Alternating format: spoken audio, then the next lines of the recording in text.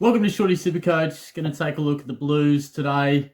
Sometimes I do this little previews and it's pretty straightforward. It's like, bang, here's the lock, here's breakout, that's a risk, I'm going to tell you there's some speculative picks in here. I've got names all over the place. I couldn't land on a breakout contender. It was all happening. So, yeah, let's see how we go. I think the Blues are on the way up, to be honest. I actually am pretty optimistic about what they're going to do. But in terms of SuperCoach, it's a bit up in the air. So, if you're new to the channel, I'd love you to subscribe. That'd be fantastic. If you've come across from the Facebook page, that'd be awesome.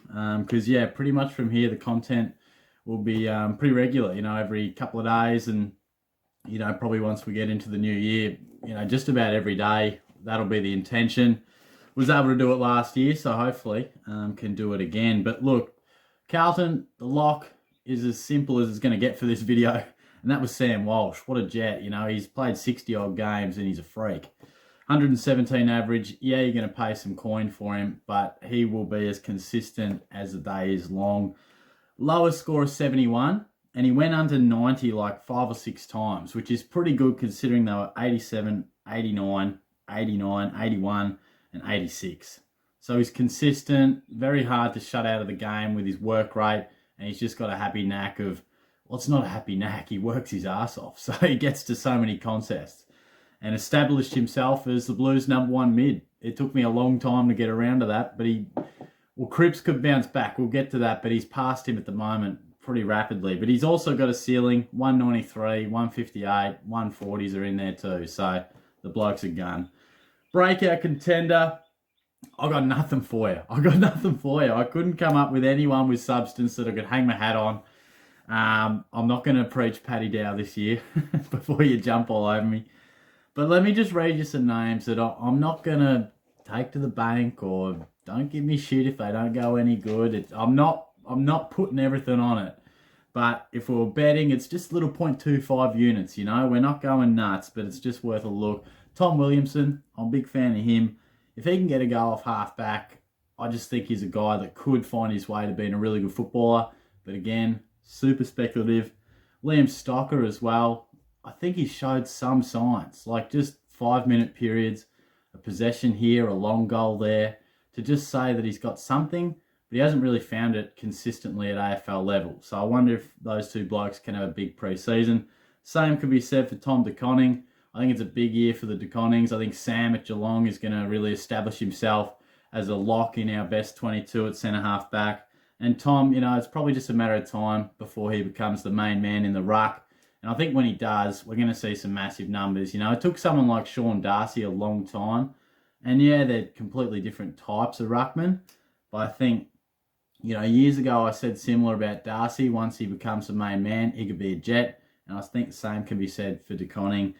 And just, they're three like young blokes. But Jack Martin, what's going on here? Do you remember when he was coming through the system and the comparisons about, Ablett-like and the talent? It was unbelievable. And, he's come across to Carlton. I feel like we don't even talk about him. And he was once, sold as generational talent.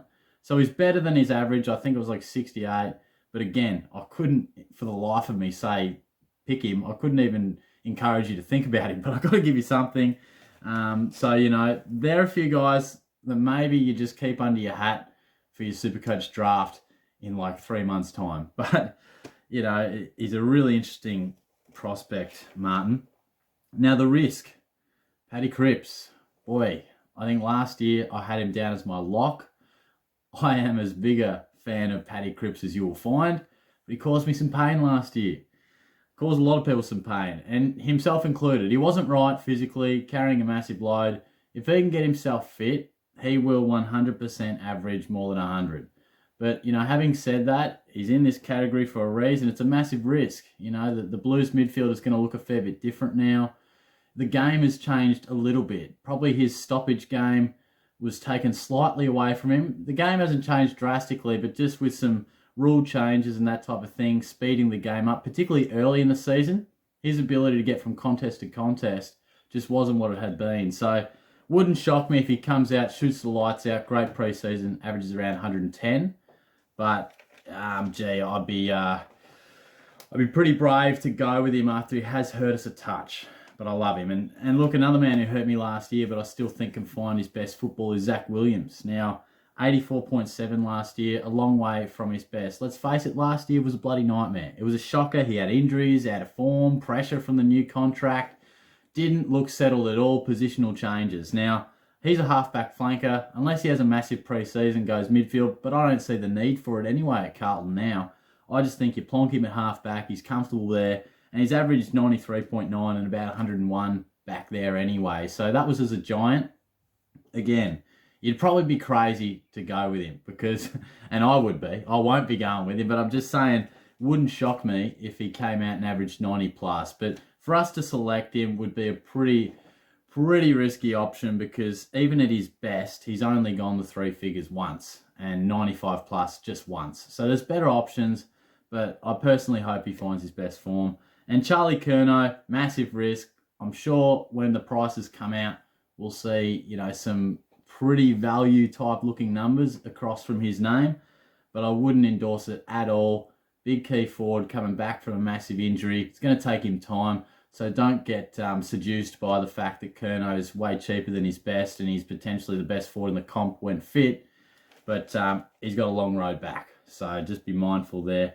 And a bloke who's no chance for my side is Adam Chera. Now, this isn't to rain on his parade. I really hope he comes out and takes his game to another level. But he's averaged 90 the last 2 years. Gets the opportunity to play, well, even more mid. More responsibility, probably inside. And I think he's a star, don't get me wrong, but I just think the fact that the changing club, there's a fair bit of pressure for the young man, and he's just so awkwardly priced. And there's no chance for my sides. I try to pick someone that you might be thinking about, not just something obvious like, hey, I'm not going to pick Jacob Wiedering, whoa, I'm trying to shake it up a little bit. So I think you should probably be mindful that for him to take his game to the next level, it could happen, but he does go to a midfield that is pretty strong, as was the Dockers, but, I just think a bit like Zach Williams, there's a lot of pressure coming to a big Melbourne club, and whether he adapts to it immediately, he may well, but I just think he's no chance for my team because there's a bit too many question marks around me for such a young guy around him. So if you think I've missed anyone, if you got a breakout contender that you think, well, Shorty, how didn't you get onto him? Let me know, and like I said, feel free to subscribe. It'd mean a lot to me. We're trying to hit the 3,000 subs mark. That was my goal last year, and we pushed pretty hard to an extent, and I'd love to get there by the time we bounce the pill for round 1 on a Wednesday next year. So thanks for tuning in, and I'll catch you guys soon for the Collingwood preview in a couple of days. Cheers.